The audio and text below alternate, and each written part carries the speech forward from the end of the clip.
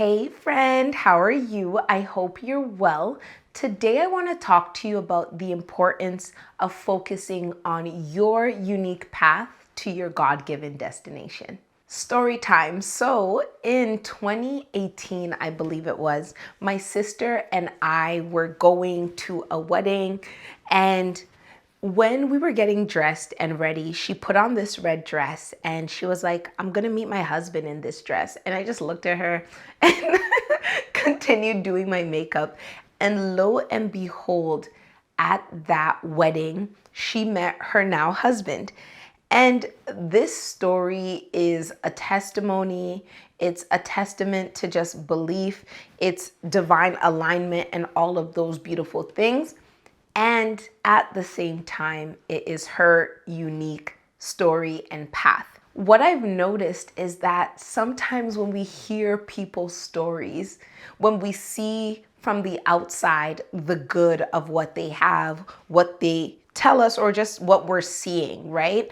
It gets us so excited that we can sometimes begin to idolize the path in which God used to get them there instead of focusing on the God that actually got them there. So when it comes to my sister's situation, an example of idolizing the path would be me, who's looking for companionship and a husband, going out and buying a red dress or a midi dress, something that aligns with what she had, and wearing it out and starting a red dress ministry in hopes that this red dress will attract to me my husband.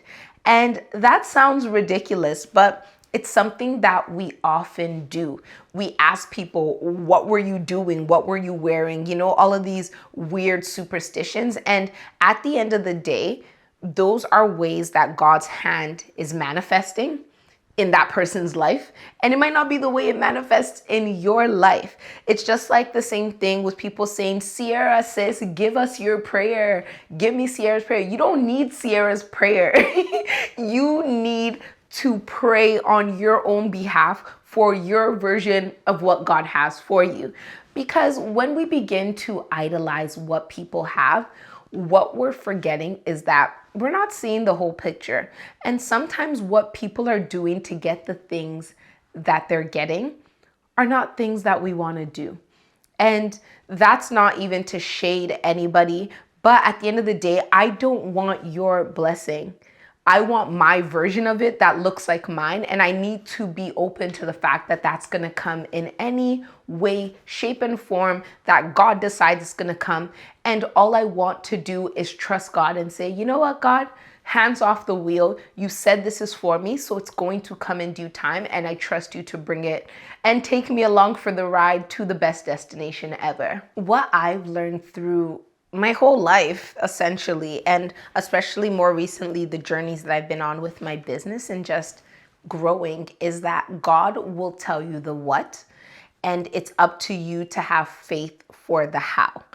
Don't look at other people's how and decide that that's the only way it can happen for you. And don't get so fixated on one path, even if that path begins to look like it's going to give you what you want, because sometimes there's a lot of counterfeits. And I think something that I've been noticing lately is that right when you're inches away from your breakthrough, that's usually when you start to encounter low-hanging fruit and last-ditch effort counterfeits trying to really block you from what you want. And these counterfeits tend to align with your weaknesses, you know? So maybe there was some guy who you were so interested in years ago, and for whatever reason it didn't work, and then now you're in this like great place, and then that's when he happens to notice you, and you're like, man, like a version of me in the past would have been like geeked at this, but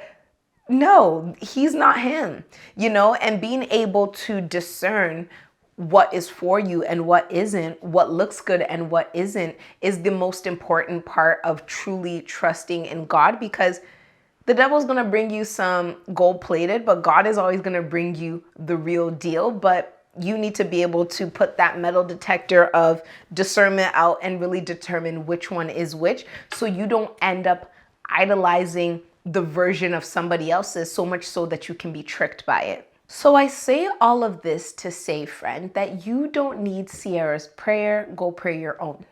You're not going to necessarily meet someone the way your friend met someone, and that's okay. You do not need a red dress ministry because somebody else found their husband in their red dress. You do not need to idolize the ways in which God works because you're never going to understand. His ways are above your ways. So to try and take one example of his way and use that to justify why you're now stuck on the fact that that's the only way it's going to happen to you is you doing yourself a disservice and also limiting God. Because if you're hell bent that this is the only way it's going to happen to you, when the actual way it's coming to you, your version of it is like hovering around trying to get your attention. You're too busy shopping on Pretty Little Thing trying to get a red dress, but you should be focusing on maybe going to Starbucks or whatever else it is that's your path, you know? So don't make an idol of things. And I wouldn't have even thought that this is idolizing until I had to like just take a good look at myself and realize that there are a few things like that where instead of me looking and trusting God, I'm trusting a direct path, a certain destination, or a certain path to get to a destination, so much so that I've put that in more importance than God. And that's not the hierarchy, right? You don't care about the creation more than the creator. So this is just a little self-check reminder. It's a short video, but I just want you to remember that you need to trust God's hand, not the path that he's taking. And if there's anything in your life that you're just determined that this is the only way it can go, check yourself. That might be you idolizing the journey, and you need to not do that. You need to be faithfully expectant of the destination because that's what God promised, and faithfully relinquish the power for God to do it in whatever way he thinks is best for you, because at the end of the day, that is going to be the way that's best for you anyway. So I hope that this helps, and I hope that this gives you some perspective. And if you love it, subscribe. If you like it, like. And if you think that this would be beneficial to a friend of yours and just give them a new perspective, please share it with them. And I want you to continue to be kind to yourself because you're a work in progress, making progress. And I'll talk to you again soon. Bye.